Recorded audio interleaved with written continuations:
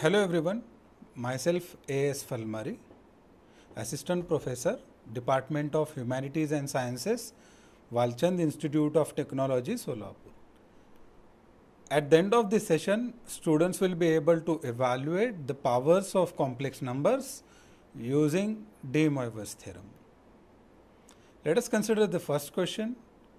Simplify 1 plus cos theta plus I sin theta bracket raised to n plus 1 plus cos theta minus I sin theta bracket raised to n. Solution. Now here we want to evaluate the powers of these two complex numbers. Now as we want to use de Moivre's theorem here, so our first job is to write down these two complex numbers in terms of polar form. For that purpose, we know that if a plus ib is any complex number, so its polar form is r into the bracket cos phi plus I sin phi, and where r is square root of a square plus b square, where a is a real part and b is the imaginary part, and phi is tan inverse of b by a. Using this formula, now we can express the first number 1 plus cos theta plus I sin theta in terms of polar form like this. Now call it as equation number 1. Now we have to determine two unknowns r and phi. First of all, finding r, that is equal to square root of. Now here we can see that the real part is 1 plus cos theta and imaginary part is sin theta. And r is nothing but sum of the squares of the real part and the imaginary part. First of all, squaring the real part, then plus squaring imaginary part. Now expanding this bracket using the identity a plus b raised to 2 is equal to a square plus 2ab plus b square. Now we get here, first term is 1, its square is 1, plus 2ab is here 2 into 1 into cos theta, that is 2 cos theta, and plus second term square is cos square theta, and sin theta bracket raised to 2 is sin square theta. Now writing the first two terms as it is, and we know the identity that cos square theta plus sin square theta is 1.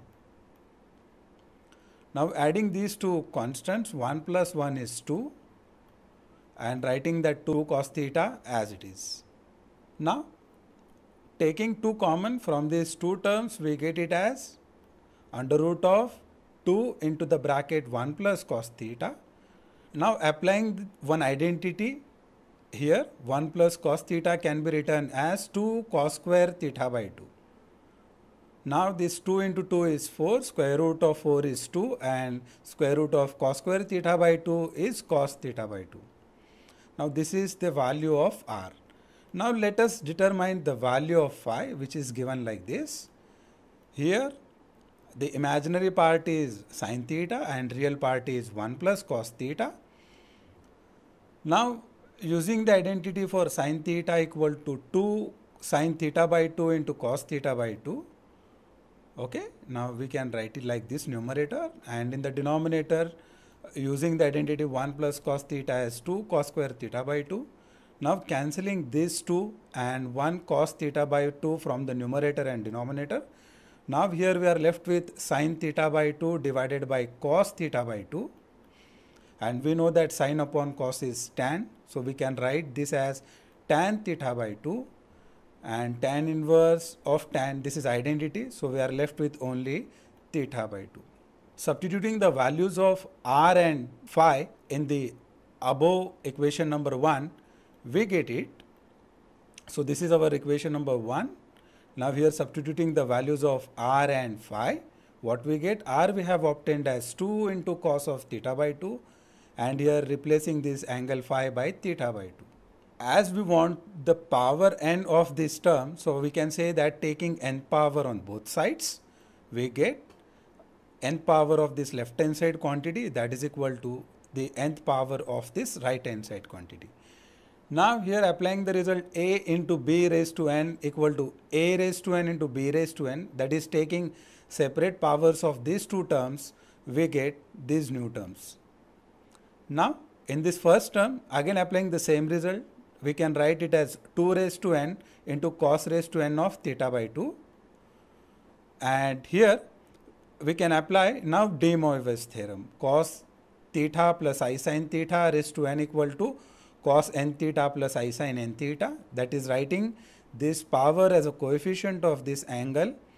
We get cos of n theta by 2 plus I sin n theta by 2. This is due to this De Moivre's theorem. Now call it as equation number 2. Now whatever the next number is present, that is 1 plus cos theta minus I sin theta bracket raised to n, that number is the conjugate of this complex number. So that will be obtained by simply replacing here plus by minus sign on the left hand side and on the right hand side. So we get its value like this. Now call it as equation number 3. Adding equation number 2 and 3, here we get this new equation. From these two terms, we can take 2 raised to n into cos raised to n theta by 2 common. After that, now all these terms are left. Now here we can see that I into sin of n theta by 2 can be cancelled and the first and third term can be added. And this is 2 times cos of n theta by 2.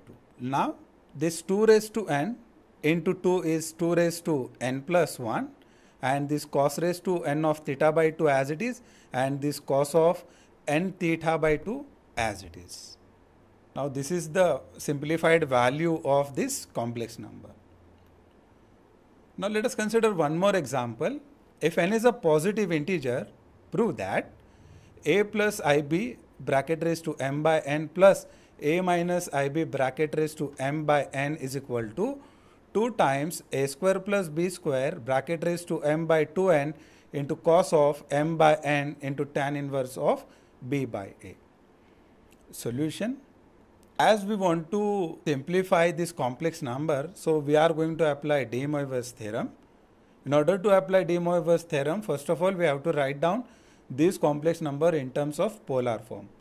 So pause this video and write down these two complex numbers a plus ib and a minus ib in terms of their polar forms. I hope that all of you have written the answer. Let us verify your answer now. We know that any complex number a plus ib can be written in terms of its complex form as r into the bracket cos theta plus I sin theta.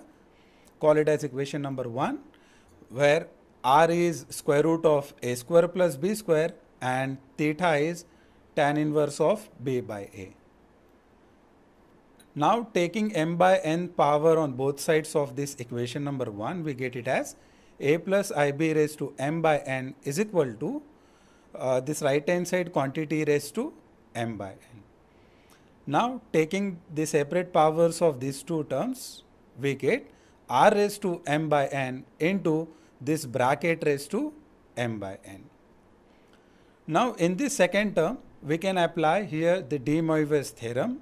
Cos theta plus I sin theta raised to n is equal to cos n theta plus I sin n theta. That is taking this power as coefficient of these angles theta.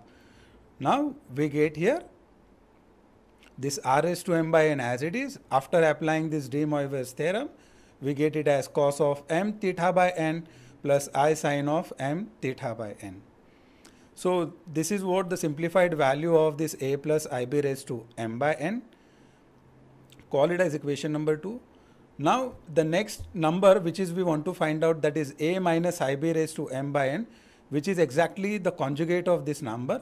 So that can be similarly obtained by replacing this plus sign by minus on both sides. Now this is that required number. Now adding these two equation number 2 and 3, we get this new equation. Now from these two equations, we can take that r raised to m by n common, and inside the bracket we can write down all the remaining terms. Now here we can see that the second and fourth are same term with opposite sign. That's why we can cancel them. And first and third one are the same terms with same sign. That's why this can be written as 2 times cos of m theta by n. So this is what the quantity. Now this can be written 2 into r means root of a square plus b square, and this bracket raised to m by n. This m by n as it is, and theta means tan inverse of b by a. Now we know that this root means power 1 by 2, but power already m by n is present. So 1 by 2 and m by n power can be m by 2n. Okay, I can write here, this is 2 into a square plus b square raised to m by 2n cos of m by n into tan inverse of b by a.